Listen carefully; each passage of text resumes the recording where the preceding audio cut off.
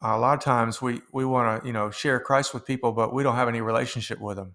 You've got to have a relationship with people before you start, you got to earn their trust and you got to earn their friendship. Because when you start talking about God, it's a heavy thing, and you start talking about a life change that they need to have.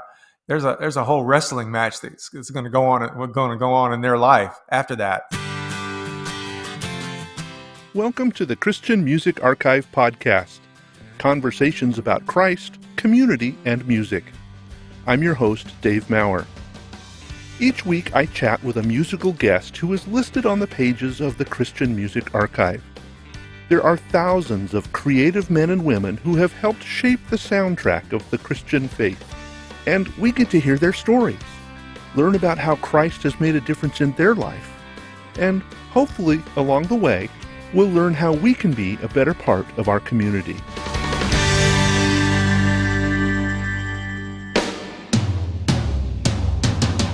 One of the things you've probably noticed about this podcast is that there are no commercials.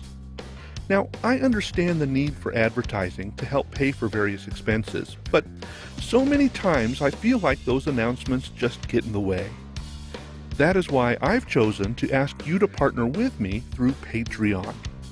Patreon is a crowdfunding platform that allows you to support the projects and causes that you believe in. And when you join Patreon in support of the Christian Music Archive, you help pay for the monthly hosting, production costs, and marketing opportunities that help spread the word about the work we are doing. So if you believe in remembering the women and men who have contributed to the soundtrack of our faith, I'd love for you to join and help out as a sponsor. Head over to patreon.com/ccmexchange to learn how you can sponsor the work that I'm doing. That's patreon.com/ccmexchange. And when you become a sponsor, you're helping us document the rich and amazing history of Christian music. So jump over to patreon.com/ccmexchange today. And thanks for being a patron of Christian music. Today I'm privileged to be chatting with Lenny LeBlanc. Lenny got his start in music back in the 70s and had a couple of top 40 mainstream hits. I first became aware of Lenny LeBlanc when I was in radio spinning the title cut from his debut 1983 Christian album, Say a Prayer. He has gone on to write a number of worship songs like There Is None Like You and Above All, for which he won a Dove Award, I think, back in 2003. And in addition to more than a dozen solo albums, he's been a bass player and a studio musician, working with the likes of Amy Grant, Ricky Skaggs, Don Moen, Twila Paris, and, well, you get the idea. Lenny's a busy guy. So it is with great honor that I welcome to the podcast Lenny LeBlanc. Good to be with you, Dave. Well, the Christian Music Archive is striving to document the music and spiritual histories of the musicians we love, and for a lot of people, those are two separate stories that often come together at some point. So if you don't mind, let's start your story with your musical beginnings. How did you get started in the music business? Well, it was really by accident. I was 15 years old, and a friend of mine and I grew up on the east coast of Florida in Daytona Beach, and we would go surfing every day after school. And so we'd been to the beach and we came home. He had a car, and so we stopped by his house, and his brother and several of his little friends were in the living room with their electric guitars, and they were playing songs that were on the radio, Yeah. And of course we knew them, and they looked at us and they said, "Hey, why don't one of you guys come over here and sing?" And so we looked at each other like, "You're crazy. We can't sing. We're not singers. We're surfers," And so they kept on playing, and I just sort of got really interested in it. And I walked over there and picked up the sheet music. I knew the songs. One was "House of the Rising Sun." Oh, sure. Not a great Christian song, but it was a song at that time. It was big on the radio. And so I started singing, and they looked at me and they said, "Wow, you sound really good." I said, "What? Really?" They said, "Yeah. Let's put a band together and enter the talent show at school, at junior high." And so I said, "Talent show? You think I've got talent?" They said, "Yes." And so we entered the talent show, and we did that song and one other song by the Animals, I think. And we won. And I was so nervous. I had never done anything in front of anybody. And I had my hands in my pockets and my back to the audience. I couldn't even face the people. And somehow we won. Then they got really excited, and they said, you need to get a bass." And I didn't even know what a bass was. And so they showed me a little bit about it, and I went down to Ecker's drugstore and I got a job washing dishes and saved my money. And 2 months later, I bought a bass guitar, and a couple of years later, I was making a living at it in the clubs. Wow. So you started probably pretty regionally, right? Playing around Daytona Beach and Right, because I was still in high school, and I left high school right after I graduated. My mom gave me a one-way ticket to New York City, and I was going to go seek my fortune. mm.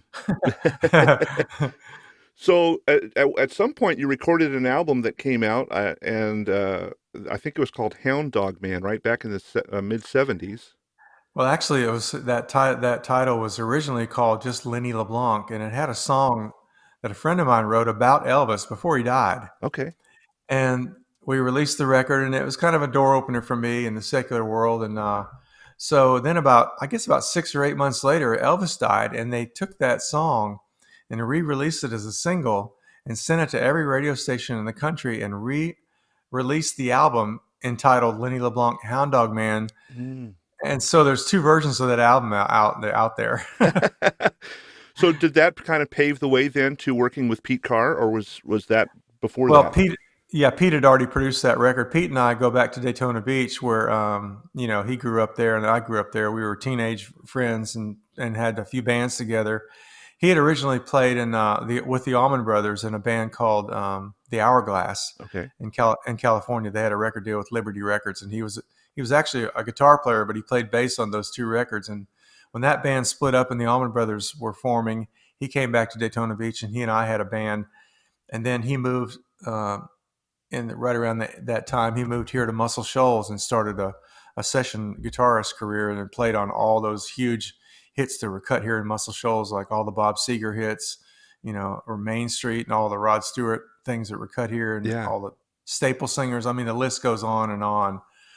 And so when I moved here in '73, it was because of him. Ah, okay. And so he became my producer, my publisher. And so he produced that first record. And then he was doing solo electric guitar records for Atlantic Records as well. And so the record label had the idea of teaming us up together as LeBlanc and Carr, and that's how that all kind of came to be in.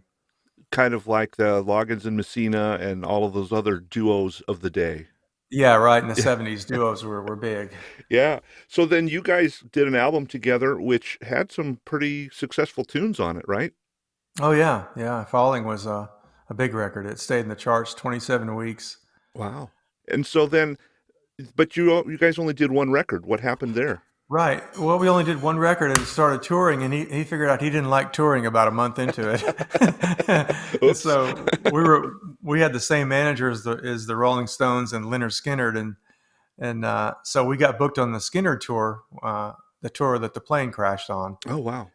And so after that, he kind of got disillusioned with it and really just wanted to stay home and produce. Yeah. He was kind of a studio guy, and he loved working in the studio. So I went on and toured, and the record label wanted to do another LeBlanc and Carr album, but I said, well, there is no LeBlanc and Carr. There's Right. only one guy out there touring, and so that kind of ended it. And I went on and did a solo record for Capitol Records, and then I became a believer after that. So during your musical beginnings, what was your life like for you? Um, you know, we'd struggle as young musicians, early on until I moved here in Muscle Shoals and started doing sessions. It kind of all clicked for me. But before that, it was just kind of living week to week, wherever you could get a club gig or Yeah. this and that, and just kind of, I like making things with my hands. I built furniture for 40 years. And so I would do stuff on the side. I build a deck for a friend, especially after I, um, made the transition in the Christian music. I was signed to Capitol Records, but they wouldn't let me out of my contract. Oh, yeah. And so I went for 2 years until they finally let me out. And so I had to make a living somehow. I couldn't write songs. I couldn't make records, Right. because I was contractually held up. And so, yeah, just make a living any way you can, sort of like it is today with musicians. It's even tougher now with streaming and now all this virus stuff. Oh, yeah. Yeah. Well, now I read somewhere that you really didn't turn your life over to Christ. In fact, you just mentioned that until you were in your 30s. Let's talk about how Yeah. that decision came about. What was it that said, "Oh, I need to start looking at what a relationship with Jesus might look like"? Yeah, I was actually 31 years old, and I had just recorded that album with Capitol, and I think we had a top 50 single. on that. And so they exercised the second option, Mm-hmm. which meant I needed to do another record for them. And so I would try to, write those songs. And right about this time, a friend of mine that had been to Vietnam, he was like an older brother to me. He called me late one night and said, "Lenny, I got saved." And he had become a smuggler in the meantime. Mm. And he had boats and planes and ship captains and pilots working for him and his partners. They were big time smugglers. They weren't like little dope dealers. Oh, okay. And yeah. And so he called and said, "Lenny, I got saved and I'm going to heaven and I want you to be there with me. Are you saved?" And I thought, man, just when things are going good, I was Right. I was not looking for God. Yeah. God was not, that was the last thing on my radar screen, but something about his voice just really struck me deep. I knew something profound had happened to him, and I wanted to hear more about it. So he said, "I'm going to send you a book." And so he sent me the Bible, and he sent me this little book about the last days, the end times. And Uh-huh. so I started reading the Bible for the first time, really, in my house, and God began to show me how shallow my life was. I began to see myself like the rich young ruler. I had all this success. I was doing well financially. I'd left my family 6 years before for my career. My career was my God. He started exposing just who I was, at the core. Mm-hmm. And then I saw myself as the woman at the well. Even though I wasn't a woman, she had many relationships, and nothing ever worked out. And I thought if I could find the right person to share all this with, my life would be fulfilled, and that never happened. And until I got saved, actually. But so I started reading the Bible, and God began to reveal himself to me, reveal his forgiveness and his mercy and his love to me. And I just melted in my house, Dave. I would go after day, and I would just fall to my knees and ask forgiveness for things that I'd remembered, and I didn't know who to share it with. I didn't know a Baptist from a Methodist. I didn't know what to do. I didn't know how to pray. I didn't know how to come to God. And that little book about the end times, had a little prayer at the end of every chapter that you could pray and ask God into your heart. So I'd get down on my knees and pray that prayer after every chapter. It had about 18 chapters. So I got saved about 18 times that month. Really tie the knot solid, right? Yeah. And then I'd go out on the front porch and I'd look across the street and I'd say, those trees have never been that green. Wow. And just stuff like that. My heart began to change about things. And I was just born again right there in my house. I didn't walk an aisle. I didn't shake a preacher's hand. And that just goes to show you that God is big. Yeah. And he can come to you anywhere. If you just invite him, he's there. Yeah. Doesn't matter where you're at or what kind of condition you're in. And then I started meeting other people that were believers. We had sort of a little revival in the music community about then. So I started meeting some other guys that had gotten saved too. And, eventually got plugged into a church. And began that transition. Well, I've been very aware lately of several stories, and you mentioned the woman at the well, but about people who have an encounter with Christ will have their lives changed. I think of the shy shepherds out in the field who, after they had an encounter with the baby Jesus, went back and told everybody about it. And you Right. talked about the woman at the well who, uh, after she was confronted by Christ, she also went back and told everybody. So my question to you, after you encountered Christ after reading that book, what was that transition like? You had some contractual obligations, obviously. Did your songwriting change immediately, or was that a slow transition? It was a rocky transition, to say the least. Yeah. Yeah, I was signed to Capitol Records, and we had at Muscle Shoals Sound. It was the big recording studio here, and they had the record deal. They had all the big records that were recorded here. Them and Fame Studios are the two big studios that kind of brought this place on the map. And so they had a subsidiary label with Capitol, and I was signed to that label, and I was also a staff writer. So, when I got this transformation happen in my life, I started to write those songs for that record to complete my contractual obligations. And I would start out writing a pop song, and by the time it got to the chorus, it'd be about Jesus. And I thought, Capitol's not going to want these Jesus songs. And they didn't. And I had no desire to write the other stuff. It wasn't like, okay, now you're a Christian, you can't do this pop record, Right. It wasn't that at all. I would have had no qualms about doing the pop record. But I just had a different desire. God took the desire away from me. It was like it wasn't important to me anymore. Even making a record wasn't important to me anymore. I just wanted to if I was going to write songs, I wanted to write songs about this God that changed my life, Yeah. and so my manager thought I'd lost my mind. My friends thought I'd lost my mind. Capitol Records thought I'd lost my mind. And so I had to get what's known as a musician's worst nightmare, a real job for, Yeah. because, Christian Records, Sparrow Records wanted to sign me, but it was going to cost $30,000 just to get the contract away. Oh, yeah. And that was big money back then for a Christian record. They only spent $25,000 on their biggest artists, and they would have had to spend more than that just to get me. Yeah. Yeah. And so I went for 2 years and just made a living however I could. Build a deck for a friend, or I started a little stained glass company. I made stained glass windows, and I just did what I had to do, and I never missed a bill. God was faithful, and eventually made the transition into Christian music. And he even struggled for 5 or 6 years after that. Did your popularity in the mainstream help with the reception of your music, or did you receive some of that same kind of, oh, here's somebody trying to make good on this new Christian music scene? No, I think they knew my story was legit, and I didn't have to go there. It wasn't a decision that I made because my other career was failing. It was a total opposite. And at that time, a lot of Christian artists were trying to cross over into pop, and I'm thinking, why are they doing that?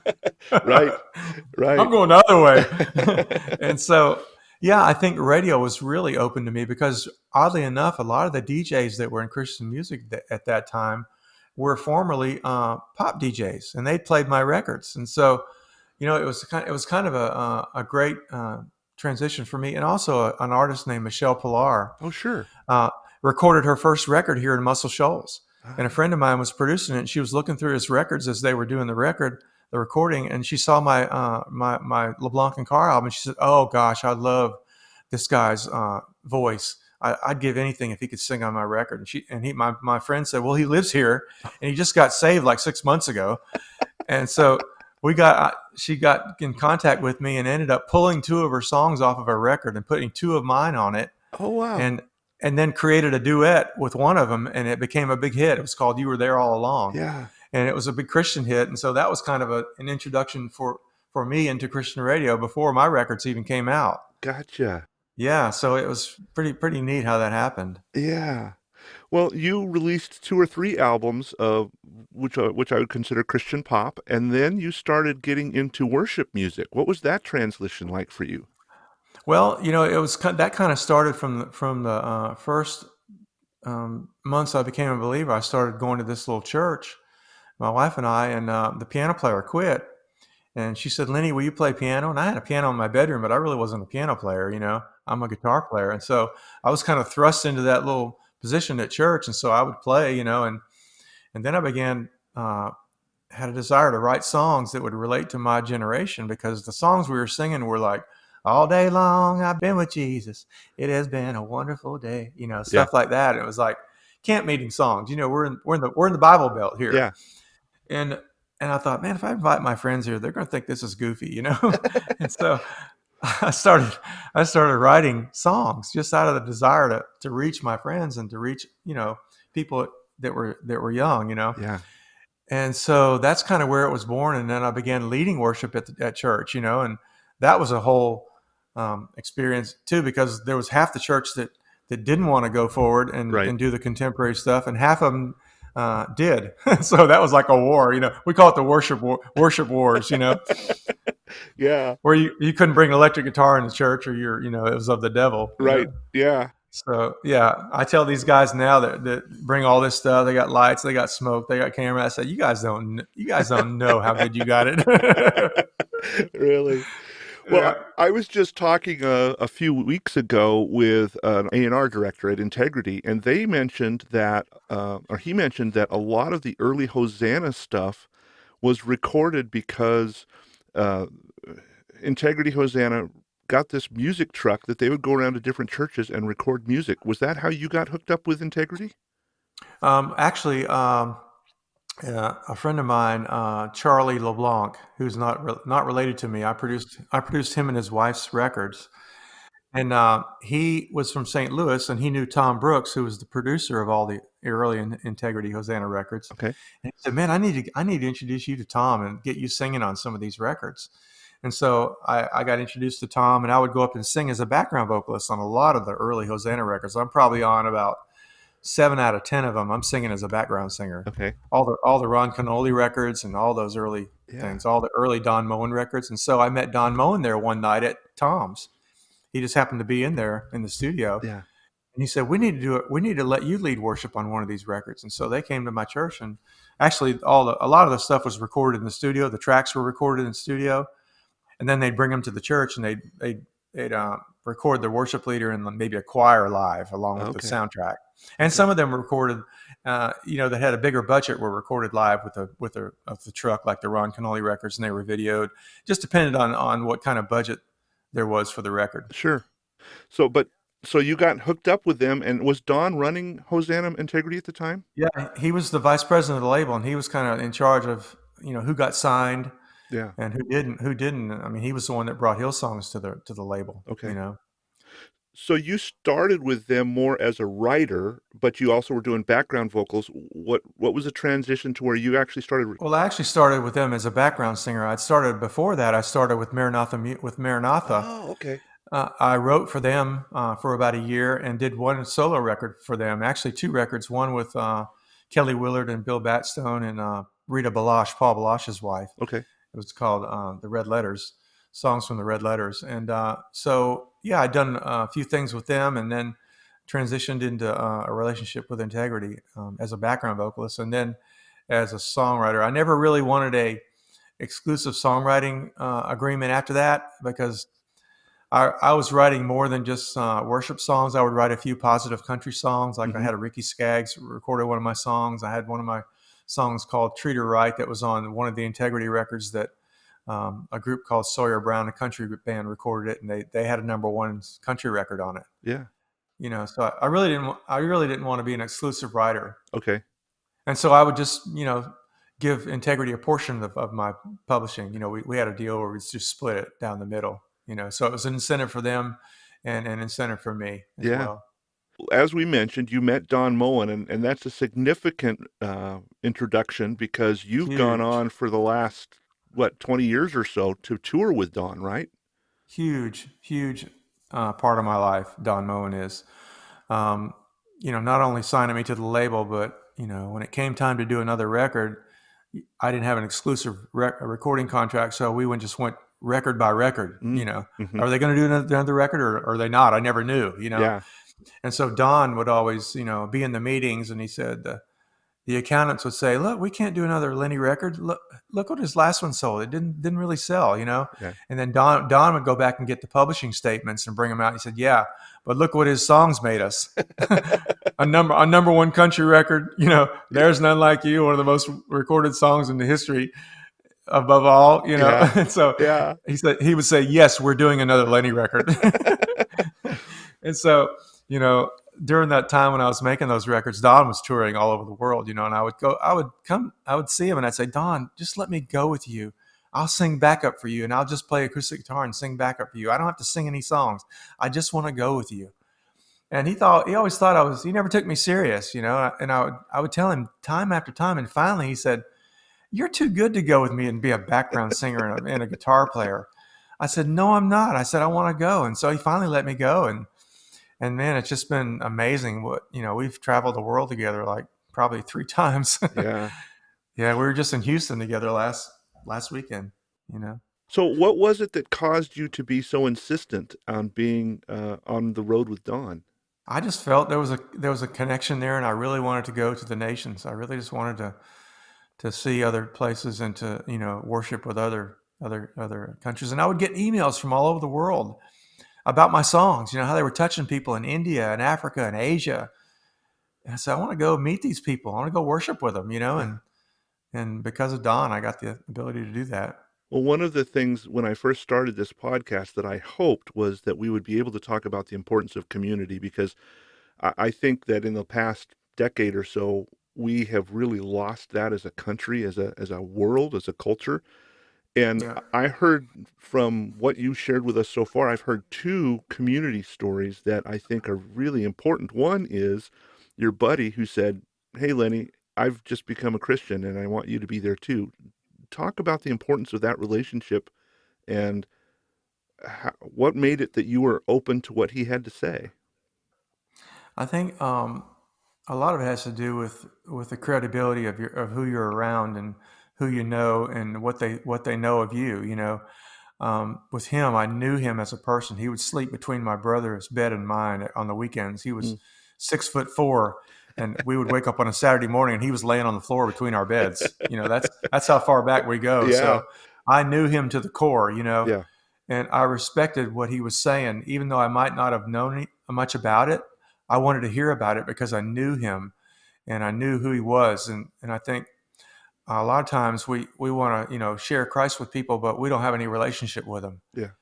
And you've got to have a relationship with people before you start. It's different if you're in the pulpit preaching. That's different. I'm Sure. talking about one on one. You want to reach people. You gotta earn their trust and you got Yeah, to earn their friendship. Because when you start talking about God, it's a heavy thing, and you start talking about a life change that they need to have. It's there's a whole wrestling match that's going to go on. Going to go on in their life after that. When they finally say yes, okay, God, is this real? Then the wrestling match starts. yeah. I work with an organization that does compassion care around the world, and their philosophy is you have to have that relationship. You have to fill empty Yeah, stomachs. You have to yeah, teach people who don't have a living in order for them to be interested in hearing your story and to earn the right. right to hear your story. Yeah. That's exactly right. So then it's fun for me because my hope in these community relationship conversations, when I talk about this, is a lot of people are talking about what they're getting. But then your relationship with Dawn is community in the reverse of that, in the giving of yourself to Dawn and his ministry. Well, uh, I don't know how to explain how that is, but I guess it's just I don't know. I just seen him and I watched him and he, we go to these foreign countries. Like we went to Uganda and we had the president's security team. Mm, We had the first lady of Uganda welcomed us into her house. wow. And every time we go somewhere, the vice president wants to meet with him. Some big politician wants to meet with him. The president wants to meet with him. He's like an ambassador to the nations for Christ. It's just unbelievable. Yeah. And he has such integrity. He's like Billy Graham. I mean, Hmm. he's such the real deal that you just want to be involved with him. And that's what I felt. That's what I sensed. He was just so real. And I said, I want to be with this guy. I want to partner with him. And whether I have a back seat or a side seat, I don't really care. I just want to partner with him and learn from him. And that community has gone on to be a two-way street, obviously. I mean, you've provided support and encouragement to him, and vice versa. He's provided that to you. He really has. And, I sort of made a transition the end of last year and decided I wasn't going to travel anymore. Mm, yeah, And this is before all the virus stuff even happened. But I just felt like, I've done about 2.5 million miles in coach, not business class like he flies. I said, right, I think I'm done, Don. And so he's not letting me get over it. So I started designing houses actually in the right. last, first of the year. And so I really love that. I'm just a creative person and I love creating things and building things. And so, I'll still do, some traveling with him, but I've sort of just taken a different path. I think I'm just in a different season. Yeah. Well, and you mentioned this early on when you were trying to pay bills between record deals. You started doing woodworking, and Yeah. I jumped on your Facebook page, and oh my goodness, saw some of the stuff that you've done and the houses that you've designed. That's an amazing, impressive stuff that you've done. Talk a little bit about how that became kind of a passion for you. Well, my wife and I had a really beautiful home on 20 acres, and it was, I was mowing all 20 acres, and it was more than we really needed. And so we put that house up for sale, and I started learning CAD software to design homes, Okay. so we could build another house, smaller one. And so it took like a year and a half to learn that software. It's pretty heavy duty stuff, and so I got really proficient at it after I designed this house we're living in now and built it. I built this house myself, Okay. And so after we moved in, I had a few people approach me about doing home plans for them. And so I did a few house plans, and then I was approached by a young builder here who was builder of the year last year. He's a really great builder, builds some incredible houses, and uses a lot of state of the art techniques. And so we kind of teamed up, and I've been doing their designs, and I've done 14 house plans Wow. since the first of the year. Yeah, yeah, it's really exciting. I love doing it. You had mentioned that this is kind of a new season of life for you. Do you find, I don't know how to ask this question. Talk about the call of the Lord on your life in this season when it may not be in front of crowds. How does God's call on your life transition into the work that you're doing now? I think we sometimes get caught up in too much in what we do rather than who we are. And I think that God can use us anywhere. And I'm around a lot of non-believers Mm-hmm. uh, as I'm doing this new venture. And it's really kind of exciting because I get to make friends with people, and drop a hint here and there, about Jesus. And it's amazing how God can use you in those different situations if you just be open to it. And, for a while when I was younger, I thought, my career was my identity in a lot of ways, and instead of my identity being in Jesus, and the older I got, the more I realized that career is not going to be around forever, Yeah. but Jesus is, and your identity needs to be in him.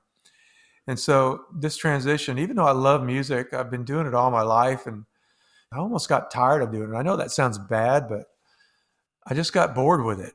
Not bored with reaching out and doing worship concerts and worshiping, that, not that part of it, but just the thinking about making another record. And oh my gosh, I got to do an Instagram now, I got to do a video now. It's like, oh my gosh, I'm just so over Yeah. it. Yeah. That part of it. So, and I know that's part of it, but it's not part of it for me anymore. Yeah, yeah.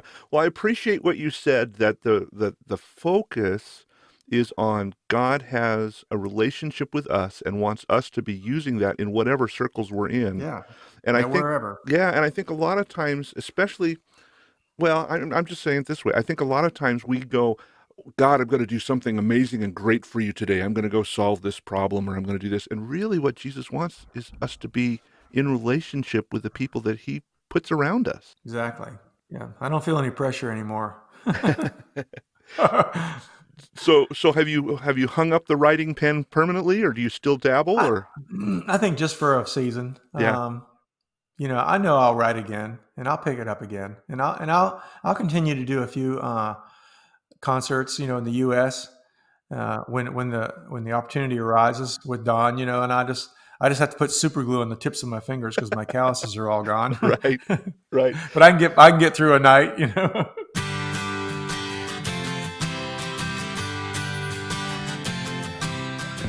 One of the things that we do, and on a weekly basis, we send out a prayer letter to our team and ask to pray for specific artists. How can we be specifically praying for you in the days and weeks to come? Just that I'll stay on the right path, and that I'll continue to follow the Lord and stay true to Him.